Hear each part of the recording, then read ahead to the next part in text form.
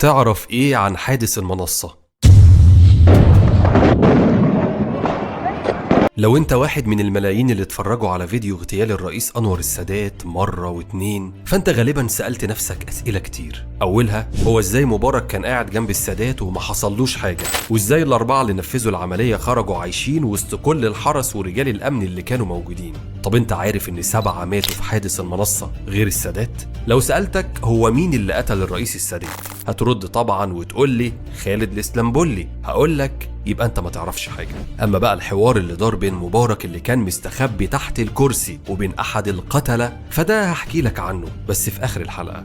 تفاصيل محدش بيتكلم عنها في حادث المنصة. اهلا بيكم، انا عمر حسن ودي حكاية مش ترند.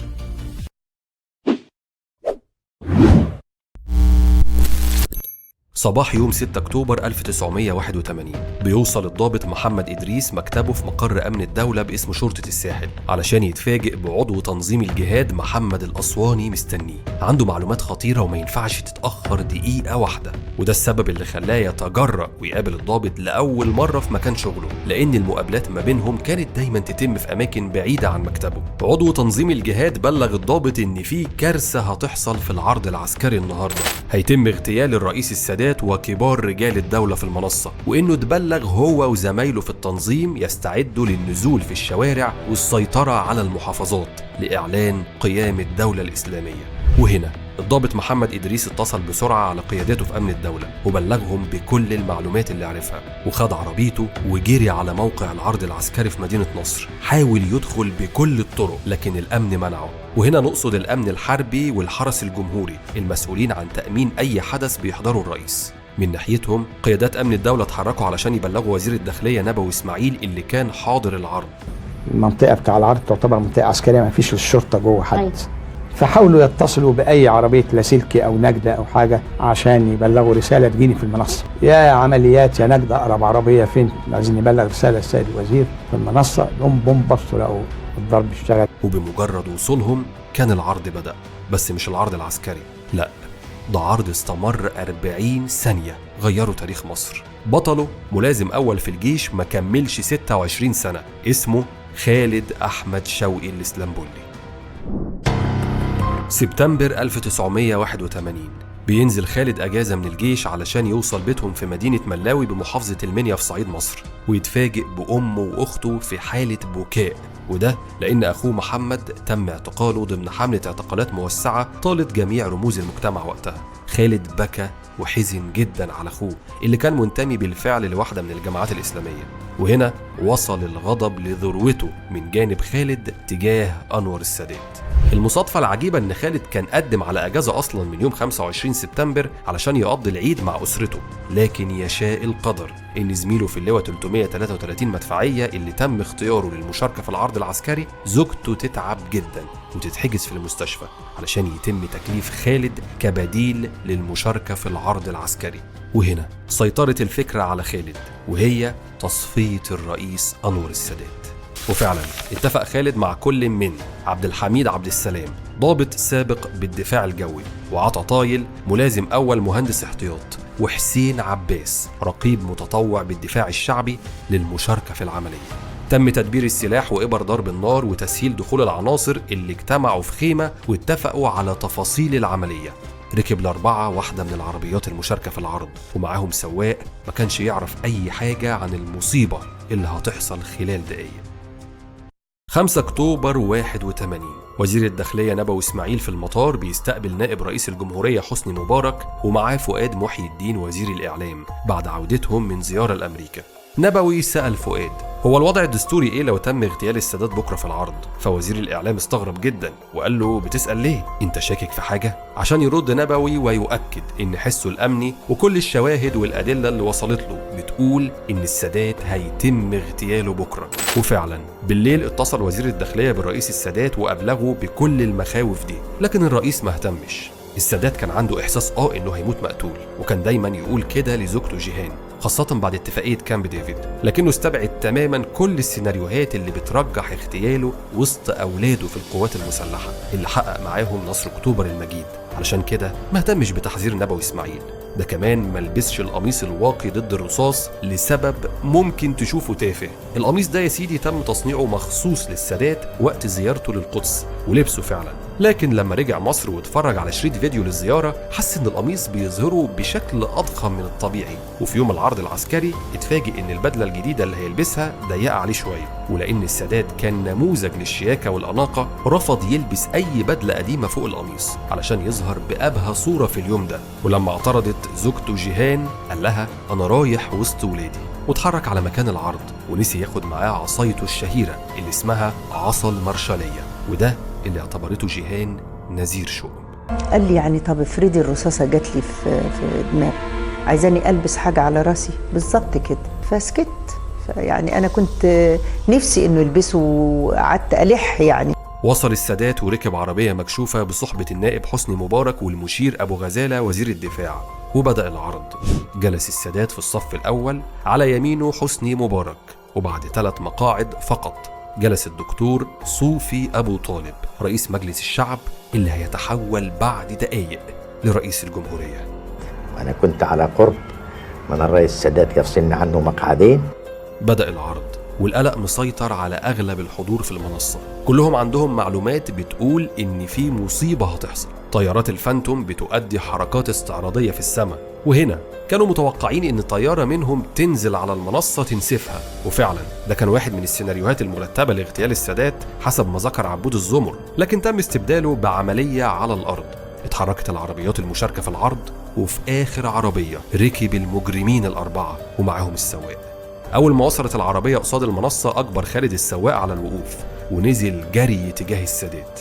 الحضور كانوا فاكرين إن ده جزء من العرض، أو إن ده ضابط عنده مظلمة وجات له فرصة يعرضها بنفسه على رئيس الجمهورية. وهنا وقف السادات ومعاه وقف كبير اليوران اللواء حسن علام، وزعق في خالد وقال له في إيه يا ولد؟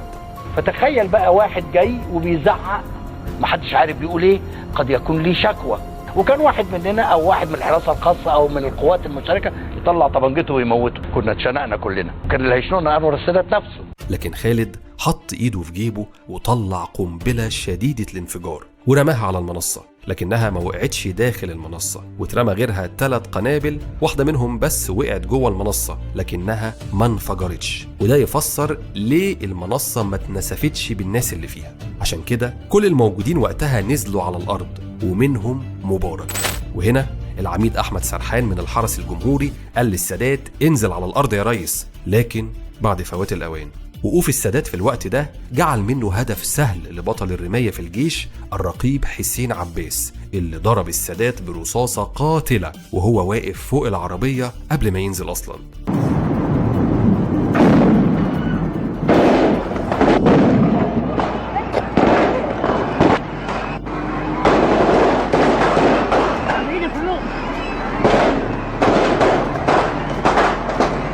الرصاصة خبطت في الرخامة اللي قصاد السادات وردت فيه علشان تنهي حياته فورا، وبعدها استقرت 4 رصاصات تانية في صدر الرئيس. فأول ما العربية دخل على المنصة خالد بيقول لي السواق وقف. السواق قال له ما ينفعش يا فندم، راح خالد شد فرامل اليد، راح حسين عباس قام هو اللي قتل الرئيس، وبعد كده الإصابات اللي جت في الرئيس كلها جت بعد ما مات. طبعا ما كانش حد يعرف ان السادات كان بالفعل مات في نفس اللحظة، علشان ال4 المجرمين يطوقوا المنصة من الجنبين ويضربوا دفعة تانية من الرصاص تجاه السادات. وهنا سقط مصابين منهم سيد مرعي رئيس مجلس الشعب، والدكتور صبحي عبد الحكيم رئيس مجلس الشورى، اللي بمجرد ما وقع على الأرض بص لقى قصاده الرئيس السادات غرقان في دمه بيئن ويتألم ويلفظ أنفاسه الأخيرة. في الوقت ده كان الحرس أخيرا بدأ يضرب نار بعد 27 ثانية من بداية الهجوم. قوات الحرس كانت المفروض الوضع الطبيعي بتاعها تشتبك قبل ان يصل الناس الى الهدف، ولكن اللي حصل ان هم نفذوا عمليه 27 ثانيه ما ضربوش طلقه، لانه كان يتابع انقضاض طائره من السماء عليهم في حركه استعراضيه على المنصه. الحرس بدأ يرمي الكراسي على المسلحين علشان يعمل ساتر يحمي بيه الرئيس اللي كان بالفعل مات. ولما طلع عطا للمنصه بدأ يشيل الكراسي وداس برجله على شخص، فبص لقاه حسني مبارك مستخبي تحت الكرسي بتاعه. فبيشيل كرسي كان تحت حسني مبارك. حسني مبارك قال له مش انا الرئيس اهو، ده مكتوب في المحضر. عشان يرد عليه: أنا مش عايزك أنت، أنا عايزه هو. وفي رواية أخرى عبد الحميد عبد السلام قال لمبارك: إحنا مش عايزينك أنت، إحنا عايزين فرعون. وأول ما شافوا السادات سايح في دمه بدأوا يكبروا في إشارة لنجاح عملية الاغتيال. الغريبة بقى إن حسين عباس اللي قتل السادات أصلا خد بعضه وروح بيتهم ونام فيه ليلتين، واتقبض عليه يوم 8 أكتوبر. أما خالد وعبد الحميد اتضربوا بالرصاص لكن ما ماتوش واتمسكوا في العرض، ومعاهم عطاطايل. التلاتة كانوا فاكرين إن حسين مات وبدأوا يترحموا عليه، لكنهم اتفاجئوا إنه عايش.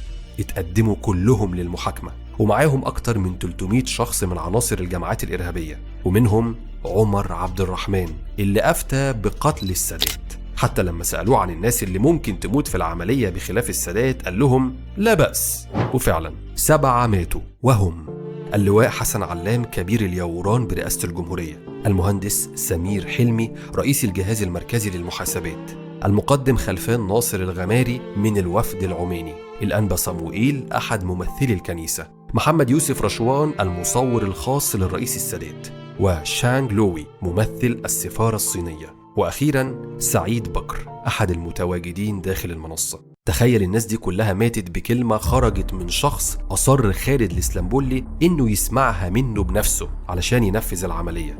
لكن عمر عبد الرحمن تراجع بعد اغتيال السادات وأفتى بصيام 60 يوم كفارة القتل الخطأ. وفعلا القتلة صاموا 60 يوم جوه السجن، لكن أخفوا الخبر عن المحيطين وقتها، خاصة إن كلهم كانوا بيتباهوا إن هم قتلوا فرعون مصر أنور السادات. وفي صباح يوم 15 إبريل 1982 تم تنفيذ حكم الإعدام شنقا في كل من عطاطايل وعبد الحميد عبد السلام ومحمد عبد السلام فرج، والإعدام رميا بالرصاص في كل من خالد الإسلامبولي وحسين عباس.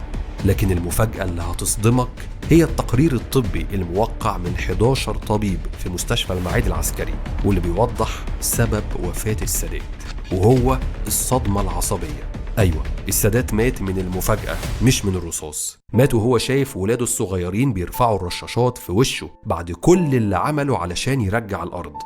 رحم الله الرئيس الشهيد البطل محمد أنور السادات.